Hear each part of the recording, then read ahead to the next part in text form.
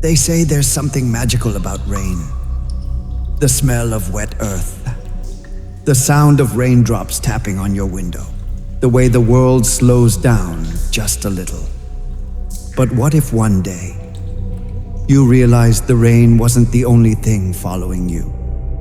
This is the story of Ethan Miller, a 24-year-old software engineer who had just moved from New York to Seattle.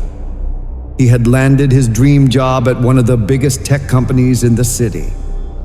Seattle's peaceful, rainy vibe. Ethan loved it. It was a welcome change from New York's chaotic energy, but the job was demanding. Ethan often worked late, sometimes being the last person in the entire building, just like that one night. It was nearly 11 p.m. A brutal thunderstorm pounded the city.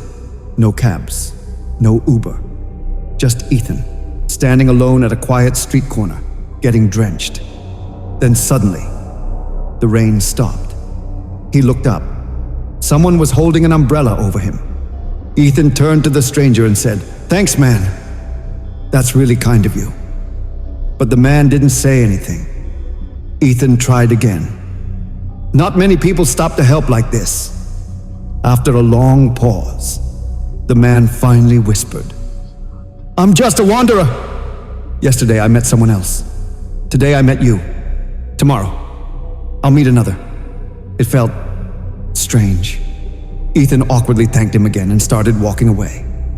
But then, splash, splash. The sound of his own footsteps in the puddles echoed. Then it doubled. Splash, splash, splash, splash. It sounded like someone was walking right behind him. He turned around. No one. Uneasy, Ethan rushed home. His roommate, Jake, was out of town visiting family. Ethan was completely alone on the 6th floor of their apartment building. That night, sleep wouldn't come. The wind howled outside. Lightning flashed across the sky. Something about the night felt off. Ethan got up to grab a glass of water. The moment his feet hit the floor, he noticed the floor was wet. He walked over to the window. It was slightly open. As he reached to close it, a handprint appeared on the outside glass. 6 floors up.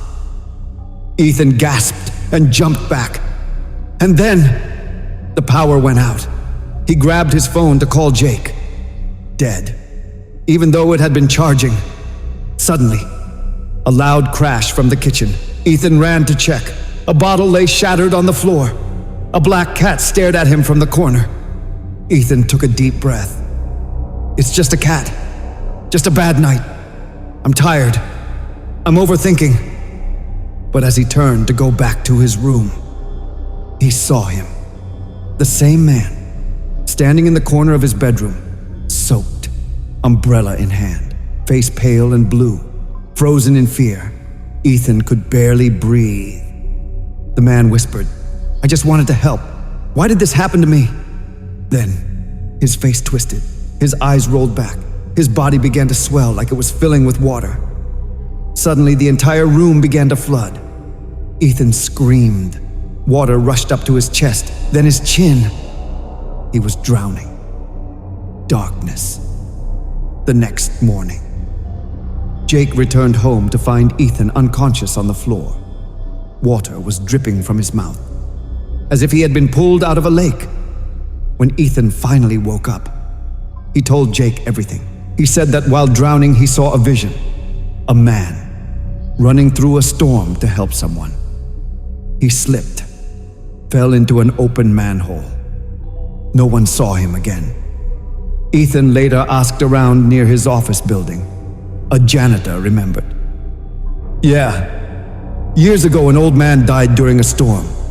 Fell into a sewer grate. Drowned before help could arrive. Ethan never walked those streets again."